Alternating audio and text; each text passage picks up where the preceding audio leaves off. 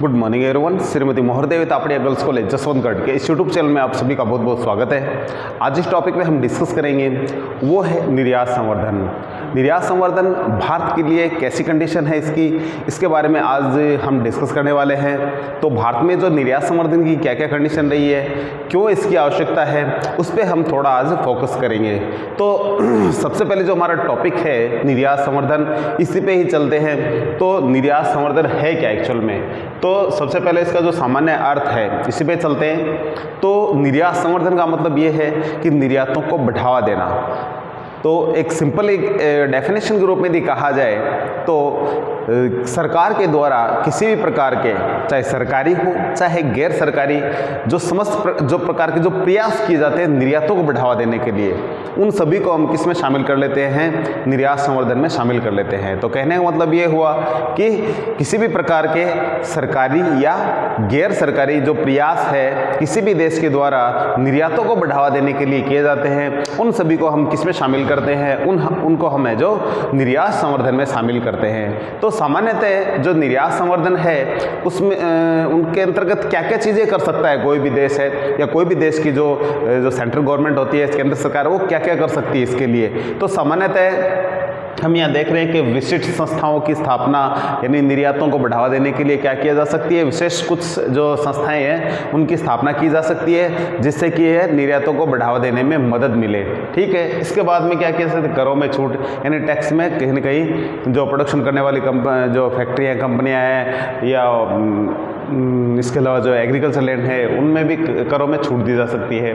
आर्थिक अनुदान यानी सब्सिडी वगैरह या आर्थिक अनुदान है जो सरकार के द्वारा जो पैसा दिया जाता है ऋणों के रूप में, उसमें कुछ छूट भी दी जा सकती है। कहने मतलब ये होता है। वित्तीय सहायता, यानी किसी संस्थान को यदि पैसे की आवश्यकता हो, ठीक है, और ऐसे संस्था जो विदेशों में जो भी अपना प्रोडक्शन है सारा बेचने का प्रयास कर रही है, तो ऐसे संस्थान को जो वित्तीय सहायता भी दी जा सकती है। तो ये कुछ इसके अंतर्गत है। और साथ में प्रदर्शनियाँ, जो भी देश बड़ी मात्रा में, जैसे मान लो एक देश को दूसरे देश में माल बेचना चाह रहा है, तो उसका प्रोडक्शन है उसको कहीं यदि प्रदर्शन करने की आवश्यकता हो, ठीक है, अंतर्राष्ट्रीय स्तर पे जैसे प्रदर्शनियाँ लगती हैं, मेले और प्रदर्शनियाँ, वो सरकार कर सकती है। तो सरकारें ऐसे करती भी है, अंतर्राष्ट्रीय स्तर पे मेले और प्रदर्शनियों का आयोजन करती है जिसमें किसी देश की जो वस्तुएं हैं वो सामने आती है और उस मेले और प्रदर्शनियों के माध्यम से जो विदेशों में जो बेचने का प्रयास किया जाता है। तो एक तरीके से एडवर्टाइजिंग हो गई ये, ठीक है। मेले और प्रदर्शनियाँ एडवर्टाइजिंग का काम करती है, लेकिन ये देश की सरकारें कर सकती है। निर्यातों को बढ़ावा देने के लिए काम किए जा सकते हैं।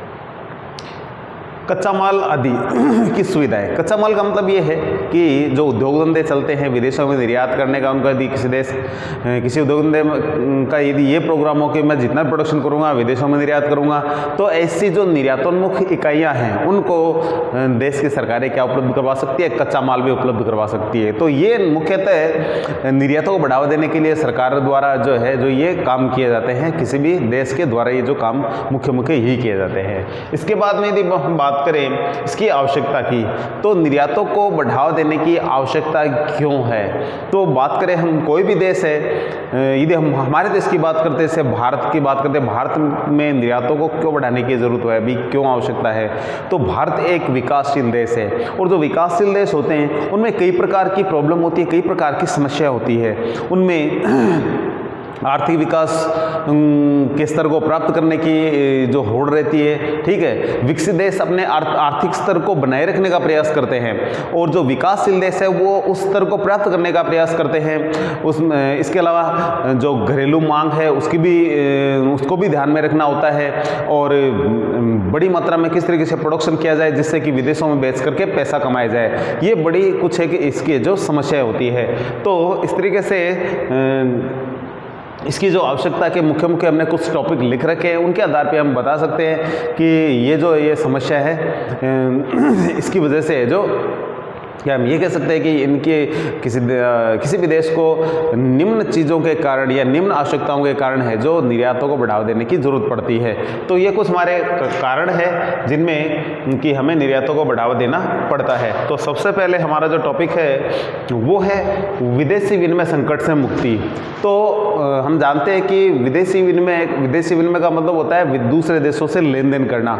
ये विदेशी विनिमय संकट कब हो जाता है? कई बार ऐसा होता है कि हमारे पास यदि विदेशी मुद्रा नहीं है तो हमारे देश में यदि किसी चीज़ की ज़रूरत पड़ गई तो हम उसको खरीदेंगे कैसे? बहुत सारे देश ऐसे हैं जो अपनी मुद्रा में ही लेन देन करते हैं। तो यदि उस देश की मुद्रा हमारे पास नहीं होगी तो हम क्या करेंगे? वो चीज़ें नहीं खरीद पाएंगे। तो इसके लिए हमारे पास ज़रूरी है कि विदेशी मुद्रा भंडार, तो हमारे विदेशी मुद्रा भंडार भरे रहे। तो इसके लिए ज़रूरी है कि हम लोग विदेशों में दूसरी चीज़ें बेचें और उस देश की जो मुद्रा है या विदेशी मुद्रा है हमारे पास हो, या अंतर्राष्ट्रीय मुद्रा की बात करें यानी डॉलर है वो हमारे पास हो, जिससे कि हम दूसरे देशों से आसानी से कोई भी चीज़ है जो खरीद सके। तो विदेशी मुद्रा की प्राप्ति के लिए हम ये काम करते हैं विशेष रूप से, जिससे कि विदेशी जो विनिमय संकट है वो दूर हो कर सके। व्यापार घाटे में कमी। हम ये भी जानते हैं कि हमारा जो व्यापार घाटा लगातार हम देख रहे हैं पिछले कई सालों से हमारे व्यापार घाटा लगातार बना हुआ है। व्यापार घाटे की स्थिति हमारे देश में, व्यापार घाटे का मतलब ये है कि हम जितने का माल बेचते हैं उनसे कहीं ज़्यादा का मंगवाते हैं विदेशों से। फॉर एग्जांपल ये देखते हैं कि यदि हमने 100 करोड़ डॉलर का इंपोर्ट किया है माल, यानी आयात किया है, और 75 करोड़ डॉलर है ये, इसका हमने एक्सपोर्ट किया है। इसका मतलब है कि हमने बेचा तो है कम, एक्सपोर्ट तो कम किया है और इंपोर्ट ज़्यादा का किया है। तो इस तरीके से 25 करोड़ डॉलर से हमारा क्या हो गया? व्यापार घाटा है जो हो गया है। तो ऐसी जो स्थिति है उससे निपटने के लिए हमें निर्यातों को बढ़ावा देने की आवश्यकता है। हमारे निर्यात जितनी बड़ी मात्रा में होंगे तो विदेशी घाटा उतना ही कम होगा या घाटा होगा ही नहीं। क्यों? क्योंकि देखो हम बड़ी मात्रा में यदि ज़्यादा जो प्रोडक्शन करेंगे और विदेशों में बेचेंगे तो घाटा होने का मतलब ही नहीं है। तो व्यापार घाटे की कमी को कहीं न कहीं पूरा करने के लिए भी हमें निर्यातों को बढ़ावा देने की आवश्यकता होती है।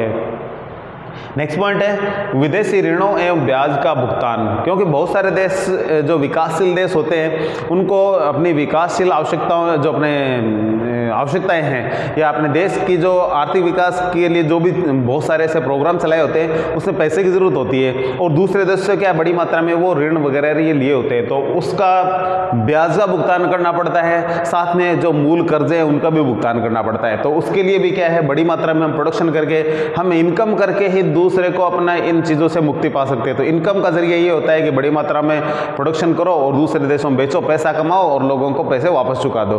तो ये है कि विदेशी ऋणों का ब्याज एवं विदेशी ऋणों को चुकाने का दोनों बात ले लेते हैं, इसमें भी हमें आवश्यकता पड़ती है निर्यातों को बढ़ावा देने के लिए। नेक्स्ट पॉइंट है इसका आर्थिक विकास की वित्त व्यवस्था। तो प्रत्येक अर्थव्यवस्था है जो विकासशील अर्थव्यवस्था होती है तो उसका आर्थिक विकास भी ज़रूरी होता है। तो आर्थिक विकास के लिए क्या चाहिए? पैसा चाहिए। तो जो पैसा है किसके माध्यम से आ सकता है? अर्निंग के माध्यम से आ सकता है। तो अर्निंग किस तरीके से होगी? हम हमारे देश में बड़ी मात्रा में प्रोडक्शन करेंगे, विदेशों में बेचेंगे और पैसा कमाएंगे। तो पैसा आएगा उसको हमारे देश में लगाया जाएगा। तो कहने का मतलब यही है कि निर्यातों को जितनी बड़ी मात्रा में बढ़ाएंगे हम तो उतनी हमारी इनकम होगी और इनकम है जो उस इनकम को हमारे देश में हम उसको लगा सकते हैं, आर्थिक विकास की जो वित्त व्यवस्था वो कर सकते हैं। नेक्स्ट है आर्थिक सुदृढ़ता। तो कोई भी देश आर्थिक रूप से सुदृढ़ तब भी बताया जा सकता है या तब भी बन सकता है जब उस देश में बड़ी मात्रा में निर्यात होते हो, ठीक है। क्योंकि निर्यात करेंगे पैसा आएगा तो आर्थिक सुदृढ़ता है जो अपने आप ही हो जाएगी। औद्योगिकरण में तेजी, तो औद्योगिकरण में तेजी का औद्योगिकरण का मतलब होता है उद्योग धंधों को बढ़ावा देना। तो कोई भी देश है उद्योग धंधों को बड़ी मात्रा में बढ़ावा देने का प्रयास करता है जिससे कि प्रोडक्शन बड़ी मात्रा में हो और बड़ी मात्रा में विदेशों में माल बेचा जा सके और आर्थिक जो अर्निंग है जो बढ़ाई जा सके। नेक्स्ट पॉइंट है रोजगार में वृद्धि। तो प्रत्येक देश ये चाहता है कि देश में बड़ी मात्रा में रोजगार उपलब्ध हो और रोज़गार को बढ़ावा देने के लिए भी निर्यातों को बढ़ावा देने का प्रयास किया जाता है, क्योंकि जब निर्यातों को बढ़ावा देने का प्रयास किया जाएगा तो उद्योग धंधे बड़ी मात्रा में संचालित होंगे, और उद्योग धंधे बड़ी मात्रा में संचालित होंगे तो इनसे बड़ी मात्रा में रोजगार निकलेगा। तो इस तरीके से रोजगार भी बढ़ता है। साथ साथ में आत्मनिर्भरता की ओर अग्रसर होना, तो प्रत्येक देश चाहता है कि हम आत्मनिर्भर हो। जैसे कि वर्तमान में खाद्यान्न के मामले में हम लोग क्या है, बिल्कुल आत्मनिर्भर है। तो ऐसे ही हर क्षेत्र में हम लोग क्या है, आत्मनिर्भर बनना चाहते हैं। तो ऐसी कंडीशन में क्या है, हमें पैसे की जरूरत होती है, और पैसा कमाया किस तरीके से जा सकता है, विदेशों से व्यापार करके बड़ी मात्रा में प्रोडक्शन करके दूसरे देशों में बेचेंगे, पैसा कमाएंगे और आत्मनिर्भरता की ओर बढ़ जाएंगे। राष्ट्रीय आय एवं उत्पादन में वृद्धि, तो हम समझ सकते हैं हमारे देश की आय बढ़े और लोगों की प्रति व्यक्ति आय भी बढ़े, तो इसके लिए सरकार के पास पैसा होना चाहिए। सरकार के पास पैसा आएगा तभी इन क्षेत्रों में लगाएगी, जिससे कि प्रति व्यक्ति आय भी बढ़े और लोगों की आय भी बढ़े और देश की आय भी बढ़े। तो कहने का मतलब है आय तो बढ़ जाएगा, लेकिन इसके लिए हमें बड़ी मात्रा में देश में इन्वेस्ट करने की आवश्यकता होती है, और इन्वेस्ट करने के लिए पैसा चाहिए। तो पैसा कहाँ से आएगा, हम बड़ी मात्रा में प्रोडक्शन को विदेशों में बेचेंगे, पैसा कमाएंगे और अपने देश में लगाएंगे। तो इस तरीके से जो लोगों की आय भी बढ़ जाएगी और उत्पादन भी बढ़ जाएगा। विदेशी प्रतिस्पर्धा का सामना करना, तो विदेशी प्रतिस्पर्धा का सामना करने के लिए हमें हमारे जो निर्यात है उनको अंतर्राष्ट्रीय लेवल के बनाने होते हैं। तो सरकार ये भी ऐसा प्रयास करती है जिससे कि जो हमारे जो जितनी भी चीज़ें जो प्रोडक्शन करके जिनको हम विदेशों में बेचना चाह रहे हैं वो अंतर्राष्ट्रीय लेवल की हो, जिससे कि क्या है, हम अंतर्राष्ट्रीय मार्केट में उस चीज़ की वैल्यू हो, जिससे कि लोग खरीदे उसको। तो ये भी एक कारण है कि विदेशी प्रतिस्पर्धा का सामना करने के लिए हमें अपने निर्यातों को उस लेवल का बनाना पड़ता है, और निर्यातों को बड़ी मात्रा में करके ये ऐसा कर सकते हैं हमारी चीज़ें जो प्रतिस्पर्धात्मक बनाया जा सकता है। अनिवार्य आयातों के भुगतान की व्यवस्था, तो WTO के जो सदस्य देश हैं उनके लिए एक अनिवार्य जो खाद्यान्न की एक शर्त है कि जो भी WTO के सदस्य देश है उनको अपनी जो घरेलू आवश्यकता है उसका लगभग 2% जो यदि ज़रूरत है देश में या नहीं है तो वो 2% मंगाना ही होता है दूसरे देशों से। यानी जो अपनी जो कुल घरेलू आवश्यकता है उसका 2% दूसरे देशों से मंगवाना पड़ता है। क्या, खाद्यान्न, यानी खाने वाला अन्न है जो विशेष रूप से। तो ये एक कंपलसरी है, लेकिन किसी देश को ज़रूरत नहीं है फिर भी वो मंगवाता है, तो मंगवाना भी पड़ेगा। तो उसके लिए पेमेंट तो करना पड़ेगा। तो वो पेमेंट किस तरीके से, किस माध्यम से करते हैं हम, निर्यातों के माध्यम से। निर्यात बढ़ाएंगे और जो आयात है उसके अदले बदले में हम पेमेंट कर देंगे। तो इस तरीके से। और लास्ट पॉइंट है विदेशी व्यापार की दिशा में परिवर्तन। तो प्रत्येक देश चाहता है कि उसकी विदेशी व्यापार की जो दिशा है वो किस तरीके से रहे, वो पॉजिटिव रहे। पॉजिटिव का मतलब ये होता है कि हम बड़ी मात्रा में क्या है, हमारे निर्यात हो, आयात कम हो, जिससे कि हमारा विदेशी व्यापार है अंतर्राष्ट्रीय स्तर पे है, लोगों के सामने ये रहे कि ये देश बड़ी मात्रा में प्रोडक्शन करता है, इस देश के पास किसी प्रकार की कोई कमी नहीं है। और कमी नहीं है तो उस देश की ओर सारे देश है जो देखते हैं, चाहे प्रोडक्शन के मामले में देखो, चाहे रोजगार के मामले में देखो, या उसकी ग्रोथ की ओर बढ़ते कि उसकी तरीके से हमें भी बनना है, जिससे कि खुद का और विकास कर पाए। तो ये है कि प्रत्येक देश ये चाहता है कि निर्यात ज़्यादा और आयात कम हो। तो अपने व्यापार की जो दिशा है उसको एक अच्छी पॉजिटिव दिशा में बढ़ाने के लिए भी निर्यातों को बढ़ावा देने की जरूरत होती है। तो ये कुछ एक आवश्यकताओं के कारण थे, आवश्यकता के पॉइंट्स थे, जिनकी वजह से हम कह सकते हैं कि निर्यातों को बढ़ावा दिया जाना जरूरी है। तो भारत में इसकी आवश्यकता भी है। तो आज की वीडियो में इतना ही, मिलते हैं नेक्स्ट वीडियो में। तब तक के लिए धन्यवाद। अपने वीडियो को लाइक कीजिए, शेयर कीजिए, यदि चैनल को सब्सक्राइब नहीं किया है तो ज़रूर कीजिए।